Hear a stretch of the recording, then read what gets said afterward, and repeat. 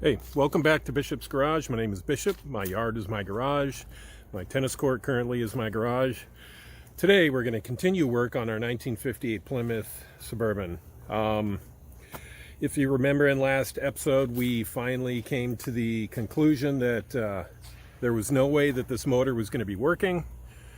You can see it right there. So, or engine working.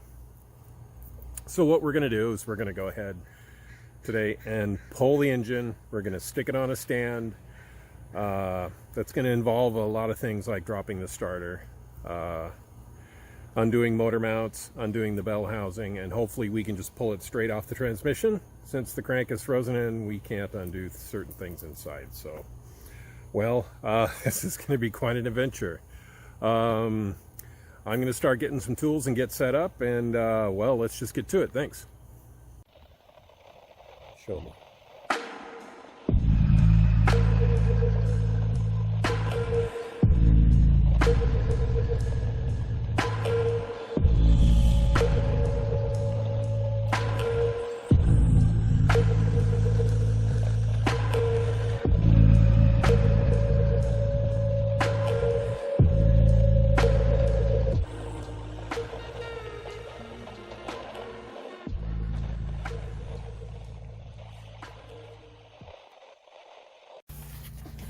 All right, our first goal right down in there. Let's get that starter out first.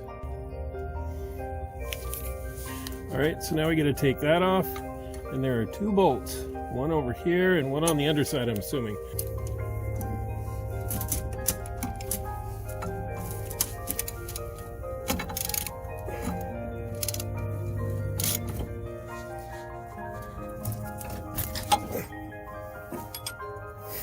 Whew.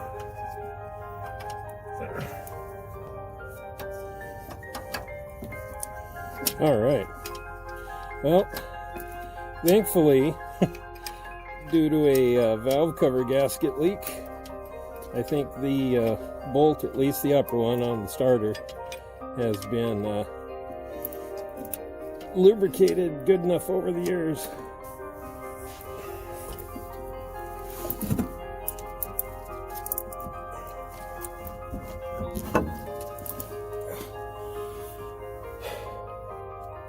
All right, there we go. That's the top one.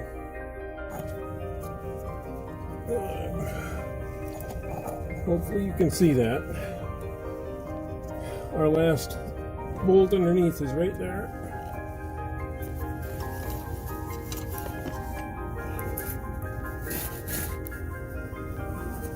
I'm gonna guess it's a 5/8.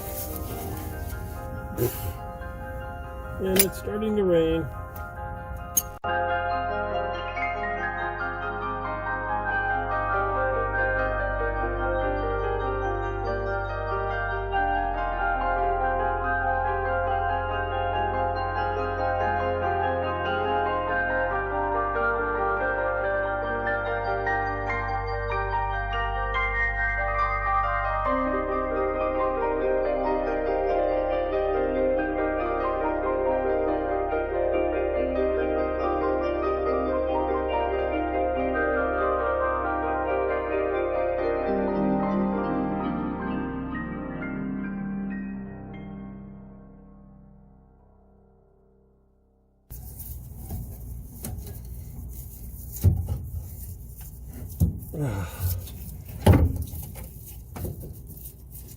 Okay.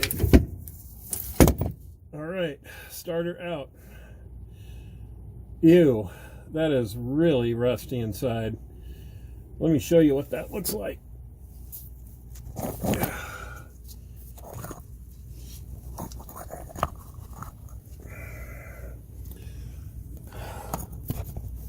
All right. That's what the inside. Wow, that flywheel looks a little on the sketchy side. All right, let's take a look and see what our starter looks like.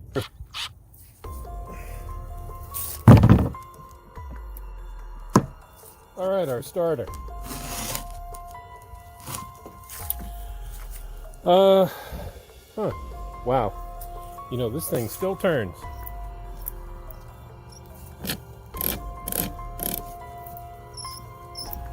Yeah, it doesn't sound that bad on the inside.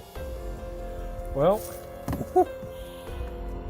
this looks really unusual, so I'm going to go ahead and keep this, and I'm going to kind of give it a cleaning. And we're going to set this off to the side and keep that. Man, that is just rusty. Hey, we can almost see the plate on it there.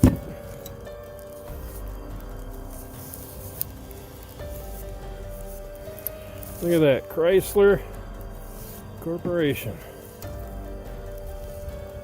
Right on.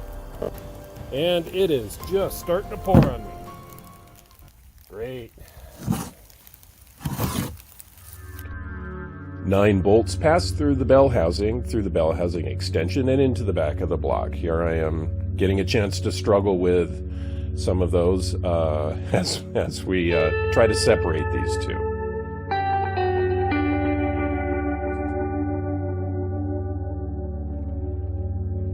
I like to put the camera into interesting positions. I want to give you a unique perspective of following along with me as I do my car struggling and keep you entertained.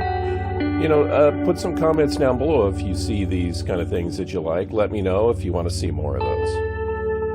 A little side note here, you can see that kind of round canister there at the lower part of your screen. That's the oil filter.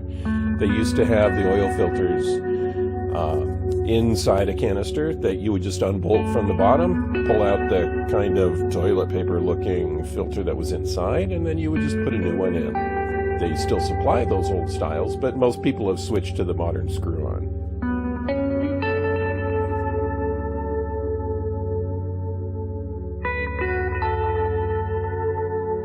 I get to remove this oil canister later.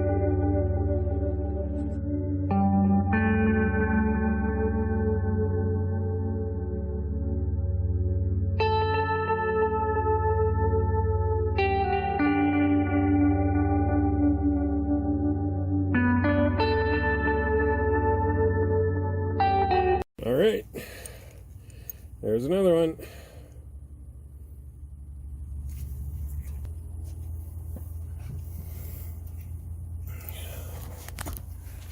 Whew, man. Okay, so what I'm going to do is I'm going to continue to take these bolts off. I'm going to leave one on, and then I'm going to address the motor mounts, take those bolts off.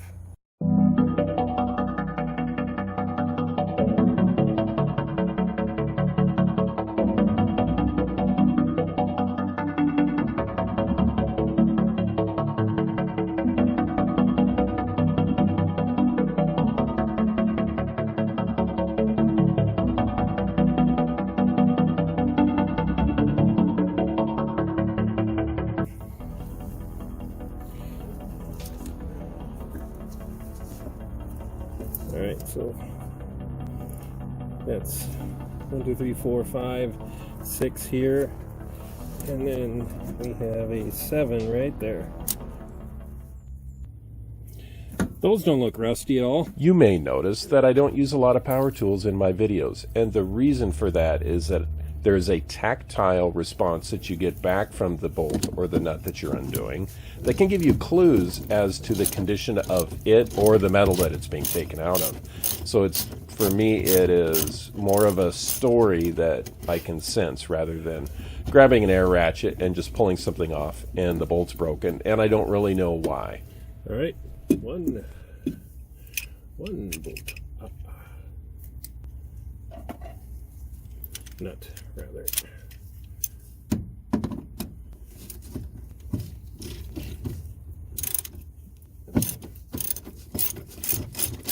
Alright, well, these are coming off easier than I expected.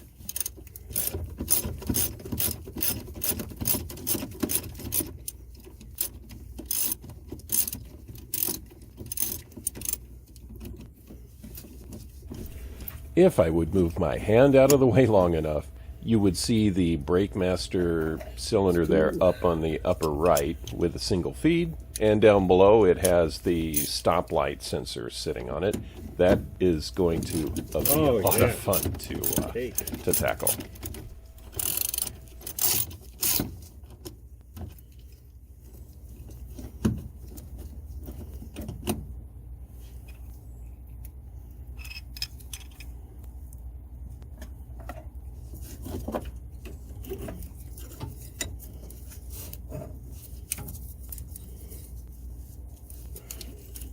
All right, come off of there. There we go. All right. Well, that came off of there pretty good. Supposed to be a little metal ball on the end of that.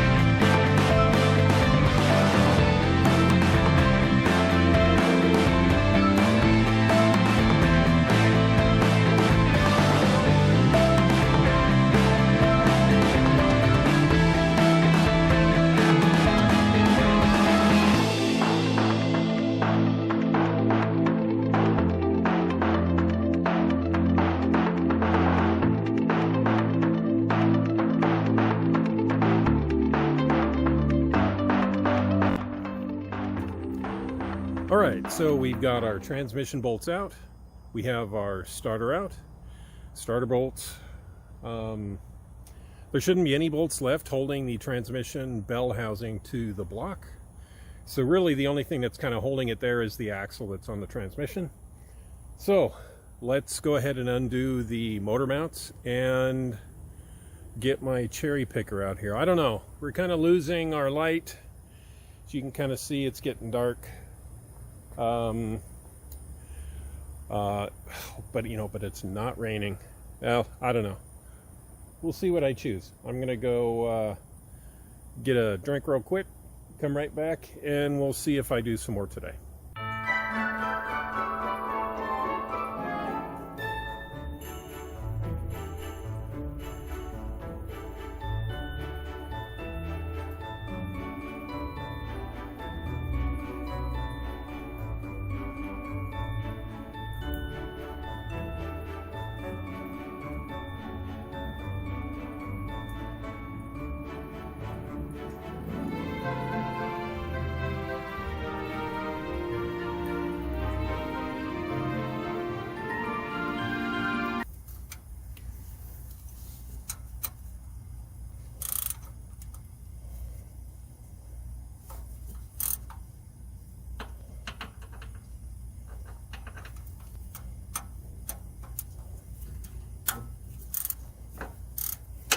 All right, so we're gonna have to take the oil canister off here.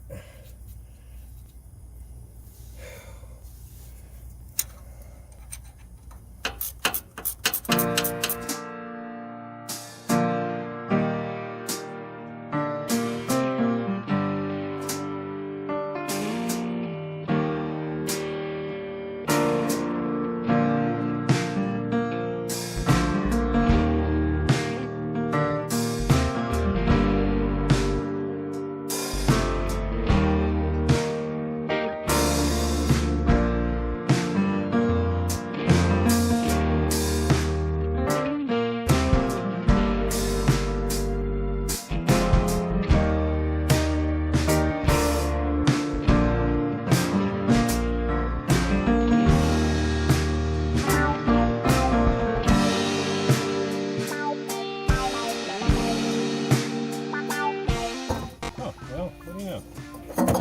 There we go.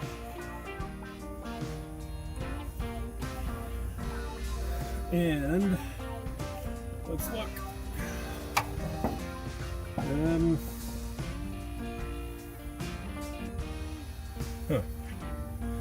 don't think I see one on this side. Well, that needed to come off. Let me change mine. All right, let's look.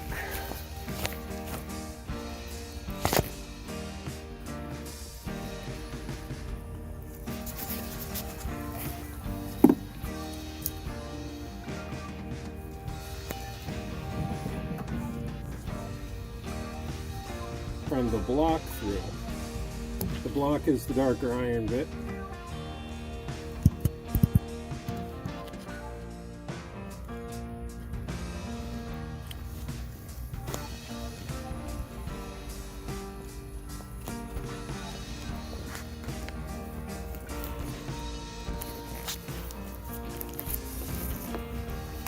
And you can see on this side, we've got a bolt right there. Let's get that bolt out. Well, as the lights are coming down on me, I want to show you something that is a showstopper now. All right, you'll see under here, right there, that is not a nub. That is, if you can see the teeth on it. There we go. That is a bolt coming from the inside of the bell housing. All right.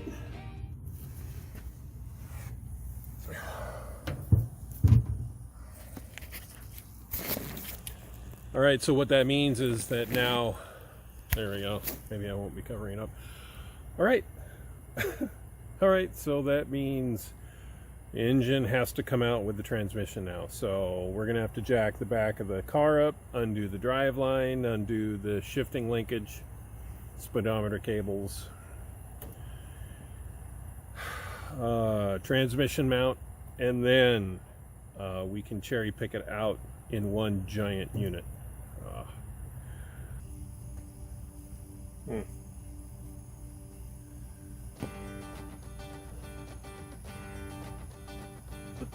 All right, well, thanks for dropping by on this one.